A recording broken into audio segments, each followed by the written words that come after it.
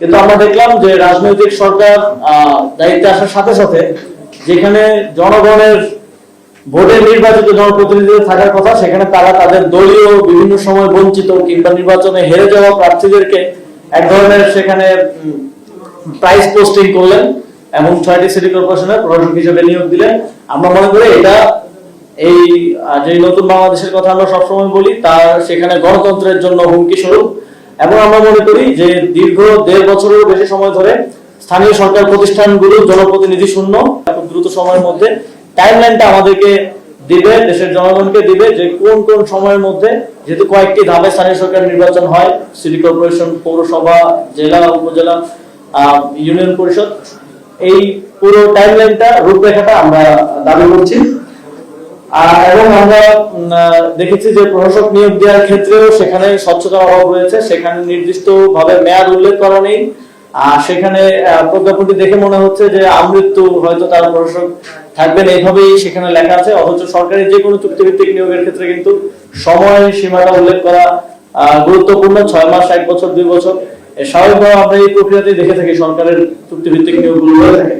আমরা দেখেছি গত 2 দিন যাবত এক ধরনের ভয়ের রাজত্ব কায়েম করার চেষ্টা করা হচ্ছে। আমরা মনে করি যে যেই পুলিশের মাধ্যমে এই যে বিভিন্ন জায়গায় রেডের নামে সাধারণ জনগণকেও এবং সাংবাদিকদের উপর হামলা হয়েছে, আপনাদের কয়েকজন সহকর্মীর উপর হামলা হয়েছে বলে আমরা জেনেছি। আমরা এই ঘটনার তীব্র নিন্দা জানাই।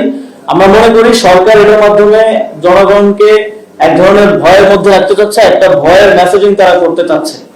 এবং আমরা শুনেছি যে স্বরাষ্ট্রমন্ত্রী তিনি বলেছেন যে এখন আন্দোলন করা যাবে না, রাস্তা অবরোধ করা যাবে না। আমরা দেখেছি যে অন্তর্বর্তীকালীন সরকারের সময় অনেক অযৌক্তিক এবং বিভিন্ন কারণে, ছোটখাটো কারণে রাস্তা অবরোধ হয়েছে। আমরা সেটাকে অবশ্যই সমর্থন করি না এবং আমরা মনে করি যেহেতু একটি নতুন সরকার গঠন হয়েছে তাদেরকে তাদের কাজ করার ক্ষেত্রে এতটুকু সহযোগিতা জনগণের পক্ষ থেকে করা উচিত যে অকারণে অযোচিত ভাবে যদি কেউ রাস্তা অবরোধ না করে। কিন্তু একই সাথে কারো যৌক্তিক দাবিতে আন্দোলন করার, ভয়েস রেজ করার, কথা বলার অধিকারকেও আমরা কোনোভাবেই যেন হ্যাম্পার না হয়, কথা বলার অধিকার বঞ্চিত না হন, সেটা নিশ্চিত করা আমাদের দায়িত্ব। এবং আমাদের সংবিধান দেশের প্রত্যেক নাগরিককে এই অধিকারটা দেয়। এবং কিন্তু সরকারের পক্ষ থেকে আমরা দেখছি যে একদম একাধারে সকলকে কোনো ধরনের আন্দোলন করা যাবে না এই ধরনের কথা বলা হচ্ছে, যেটা গণতন্ত্রের পরিপন্থী, আমাদের সংবিধানের পরিপন্থী।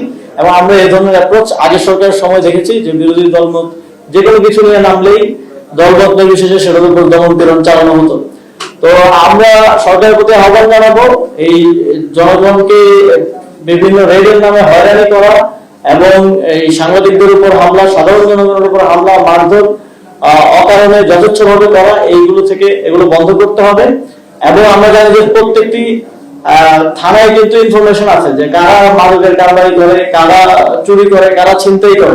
তো স্পেসিফিকলি সেটা নিয়ে কাজ করতে, সেটা মানে এক ধরনের আইওয়াশ হচ্ছে আর কি, মূল জায়গায় কাজ না করে জনগণকে ভয় দেখানোর এক ধরনের চেষ্টা হচ্ছে বলে আমরা মনে করছি।